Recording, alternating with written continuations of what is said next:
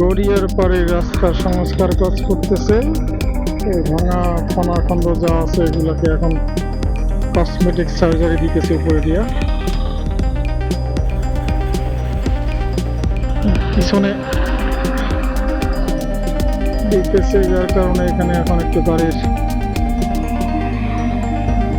Flow বেশি।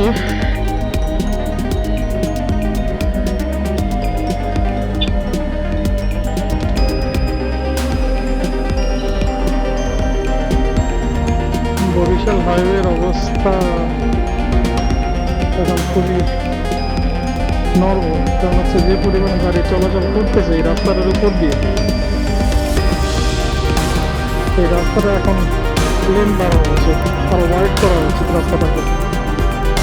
কেন বেশ ভালো রকমের গাড়ির চাপ তৈরি হতেছে ডে বাই ডে, সামনে আরো হবে আশা করা যায়, কমবে না।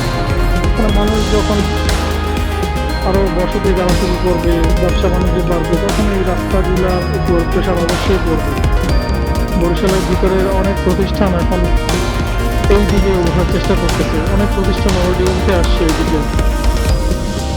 এসএমসি, তারপর হচ্ছে অমৃত সাতমাইলে চলে আসছে, এসএমসি কাশীপুরে চলে আসছে, এরকম আরো অপশনই দেখলাম যে তারাও এখানে ফ্যাক্টরি করার উদ্যোগ নিচে আর কি, কাজ শুরু করছে ফ্যাক্টরি তৈরি করার জন্য। এই ধরনের প্রতিষ্ঠানগুলো যখন আস্তে আস্তে আরও এদিকে আসবে, তখন নর্মালি এদিকে আরও জনসমাগম, রাস্তা, গাড়ির পরিমাণ সব কিছুই বাড়বে। সুতরাং সময় থাকতে যদি রাস্তা সংস্কার বা রাস্তাটাকে যদি বড় করে লেন বাড়ানো হয়, সেটা যদি এখনই এটা ব্যবস্থাটা নেয়,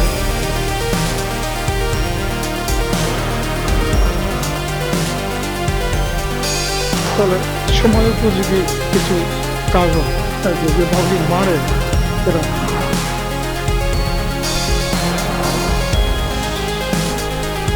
কিন্তু এটা যদি আরো দেরি করে মানুষ,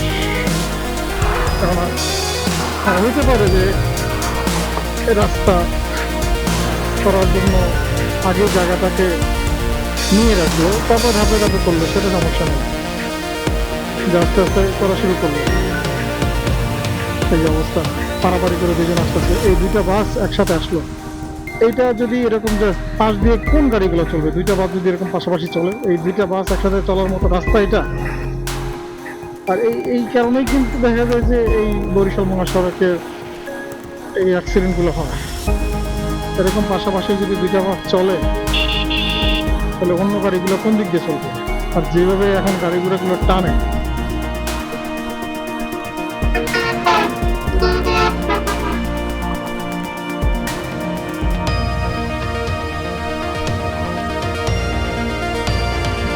এয়ারপোর্ট থানা গড়িয়াপাড়।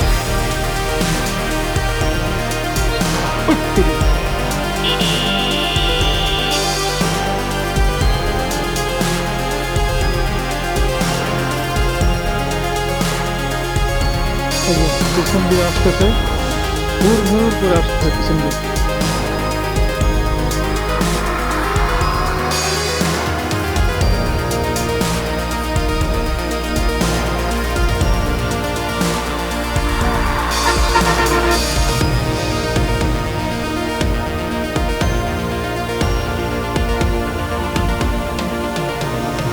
ম্যাজিক চা পয়েন্ট, 6 মাইল, বরিশালের বিখ্যাত ম্যাজিক চা, পরে এসে 6 মাইল।